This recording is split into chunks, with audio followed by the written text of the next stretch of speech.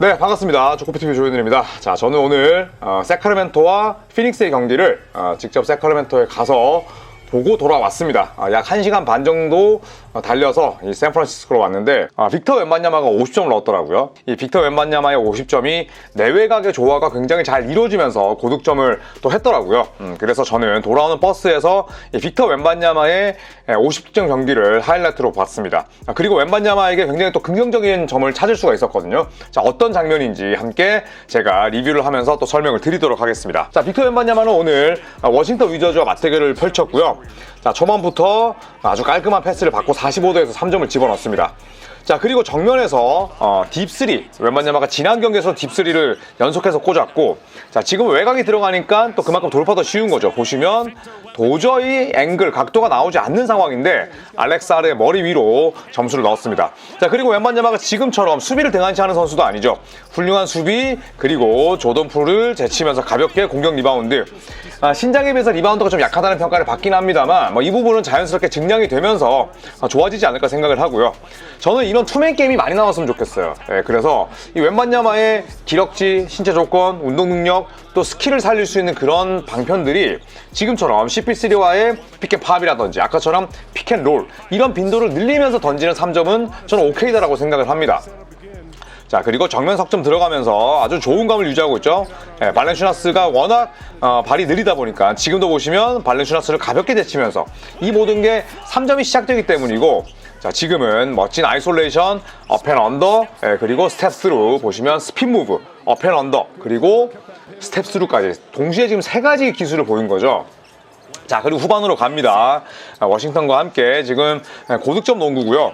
지금도 굉장히 먼 거리에서 석점. 그리고 트랜지션 과정에서 3점이 들어가니까 이런 슛 페이크도 가볍게 또 성공을 할 수 있고, 두세 발 디디면 바로 골밑입니다. 이거는 웬반야마의 타고난 그런 선천적인 재능이라고 볼 수가 있고요. 자, 지금도 CP3의 패스를 받고 석점을 집어넣었고, 자, 이번에는 덩 노비치키 스타일의 멋진 페이드웨이. 자, 그리고 다시 한번 45도에서 석점. 자, 고득점으로 슬슬 갑니다. 그리고 딥3. 이거를 어떻게 막겠어요? 아주 포물선도 예쁘게 날아가고, 저는 오늘 웬반야마가 왜 똑똑한 경기 플랜을 했다라고 생각을 하냐면 발렌슈나스가 발이 느리잖아요. 자, 그리고 블락을 당하고 나서도 루즈볼 상태를 거기서 결국 공을 잃지 않고 집중력을 찾았고요. 자, 그 다음에 본인보다 키가 작은 선수라고 해서 무조건 포스트업을 할 필요는 없습니다. 지금처럼 볼을 잡고 페이스업 전환해서 점퍼, 이걸 이제 찰스 바클리 무브라고 하거든요. 바클리가 예전에 이런 플레이를 굉장히 많이 했었습니다.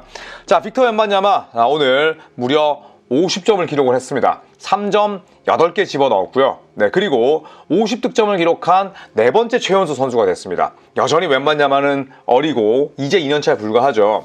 자, 그리고 첫 번째 샌안토니오 선수가 됐습니다. 바로 50득점 이상을 기록을 하면서 그 50득점에 3점 5개 이상을 꽂은 첫 번째 샌안토니오 스퍼스 선수가 됐습니다. 자, 그러면서도 오늘 블락샷 3개, 또 스틸 하나를 가미하면서 공수 양면에서 맹활약을 했습니다. 자, 물론 이렇게 생각할 수도 있죠. 야투 29개 중에 3점이 16개, 2점이 13개, 여전히 3점 비율이 높은 거 아니냐라고 하실 수도 있고, 저도 그 의견에 일견 동의를 합니다만, 오늘 매치업이 발렌슈나스였다는 점, 발렌슈나스는 버티는 힘은 좋지만 발이 굉장히 느리죠. 지금 주전과 벤치로 오가고 있습니다만 주력 로테이션에서 뛰는 선수 가운데는 가장 발이 느리다고 볼 수가 있습니다. 그래서 이런 선수의 단점을 잘 활용을 했고, 오늘 리바운드 6개밖에 걷어내지 못했습니다만 50득점을 한 선수에게 또 어떻게 돌을 던지겠습니까? 자, 물론 워싱턴 위저즈가 최약체긴 합니다. 성적은 겨우 2승에 그쳐 있고, 그리고 페이스는 3번째로 빠르다 보니까 일단 정신없고 번잡한 농구를 합니다. 이랬을 때는 결국 웬반야마 같은 이런 1옵션들이 더 많은 야투 시도와 그리고 또 볼 점유율을 가져갈 수 있겠죠. 그리고 이 워싱턴 위저즈는 리그에서 가장 많은 실점을 하는 팀입니다. 121.7실점, 그리고 디펜시브 레이팅이 전체 26위. 그렇기 때문에 굉장히 수비가 약한 팀을 상대한 건 맞다. 하지만 저는 오히려 지금의 웬반야마라면, 지금처럼 더 경기를 배워가고 그리고 발전시킬 여지가 더 많은 선수라면 강팀들과의 경기에서 잘하는 것도 당연히 중요하죠. 하지만 이렇게 수비 약점이 드러나는 팀을 상대로 본인의 이런 볼륨, 그 다음에 폭발력을 내보이는 것도 저는 상당히 중요한 중요한 작업이라고 생각을 합니다. 더구나 지금 그렉 포포비치 감독이 부재인 상태이기 때문에 사실 포포비치 감독의 부재를 뭐 활용하라 뭐 이런 얘기는 아닙니다만 또 여러 어시스턴트 코치들이 또 서로 힘을 합치고 머리를 맞대서 그렉 포포비치 감독의 스타일과는 또 다른 그런 게임 플랜을 가져올 수밖에 없거든요. 저는 이런 부분들도 사실은 웬반야마에게 포포비치 감독의 건강은 무조건 회복이 돼야겠습니다만 저는 웬반야마에겐 또 다른 기회 그리고 또 전술의 다양성을 좀 소화할 수 있는 그런 찬스가 아닐까 생각을 합니다. 자, 일단 커리어에서 300개의 블락을 가장 빠르게 도달한 선수들을 살펴보니까 하킴 올라주원이 112경기고요. 그 다음에 빅터 웬반야마가 83경기였어요. 그리고 마누트 볼, 바로 이 몰볼의 아버지인데 이분은 이제 80경기였습니다. 그래서 NBA 기록이고요. 자, 하지만 마누트 볼 같은 경우에는 공격력이 전무했습니다. 아예 수비만 하는 그런 선수였고 그리고 공격에선 쓰임새가 거의 제로였던 선수였는데 웬반야마는 그렇지 않죠. 웬반야마는 올라주원과 마찬가지로 투웨이 플레이어입니다. 공수경장 그리고 양수겸장이라고 볼 수가 있기 때문에 저는 웬반야마의 이 기록이 더욱더 또 대단하게 느껴집니다. 자, 그리고 또 하킴 올라주원 같은 경우에는 총 3,000개가 넘는 블락샷으로 블락 부문 1위잖아요. 블락이 물론 뭐 집계되기 이전에는 더 대단한 선수들이 있었지만 어쨌든 공식 NBA 블락 리더가 올라주원입니다. 그런데 그 올라주원의 기록을 29경기를 앞당겼잖아요. 이것 자체가 웬반야마가 얼마나 또 블락에 능하고 수비를 잘하는지 알 수가 있습니다. 자, 오늘 빅터 웬반야마 기록 한번 정리를 하겠습니다. 50득점, 그리고 3점 8개, 리바운드 6개, 어시스트 2개, 스틸 1, 블락 3개를 기록하면서도 턴오버 1, 얼마나 이 경기에 집중했는지를 또 알 수가 있죠. 파울 개수도 3개였으니까 팀의 승리를 좀먹는 그런 플레이는 아예 없었고 모두가 승리로 가는 그런 지름길을 닦았다. 저는 이렇게 볼 수가 있을 것 같습니다. 자, 그 덕분에 샌안토니오 스퍼스의 성적이 굉장히 좋습니다. 지난 시즌 대비 훨씬 성적이 좋아졌고 그리고 지금 이대로 5할 승률 언저리를 유지한다면 저는 충분히 샌안토니오 스퍼스가 플레인 토너먼트를 넘어서 플레이오프까지도 노려볼만 하지 않을까 그렇게 생각을 합니다. 최연소 선수에 대한 이야기, 가장 어렸던 선수가 바로 브랜든 제닝스였습니다. 그 당시에 상대가 골든스테이트였고요. 그 당시에 매치업 상대가 누구였냐? 스테픈 커리였습니다. 와, 형 이런 거 어떻게 기억해? 제가 이 경기를 중계했거든요. 그래서 스테픈 커리가 브랜든 제닝스와 상대를 하면서 굉장히 많은 점수를 내줬는데 이때 스테픈 커리도 잘했어요. 그런데 완전히 브랜든 제닝스가 터졌던 날이었죠. 그래서 브랜든 제닝스가 55점을 기록을 하면서 NBA 최연소 50득점 이상 기록을 가지고 있고요. 두 번째가 바로 르브론 제임스입니다. 20살 80일에 토론토 랩터스를 상대로 56점을 기록을 했고요. 그리고 2017년 비교적 최근이죠. 데빈 부커, 오늘 제가 데빈 부커의 플레이를 보고 왔는데 20살 145일에 셀틱스 상대로 70점 넣었습니다. 그런데 뭐 이 당시에 제이 크라우더, 그 다음에 아이지아 토마스 이런 선수들이 보선 뛰고 있었는데 데빈 부커의 기록을 폄하했죠. 그냥 스탯을 위해서 70점을 찍었을 뿐이다.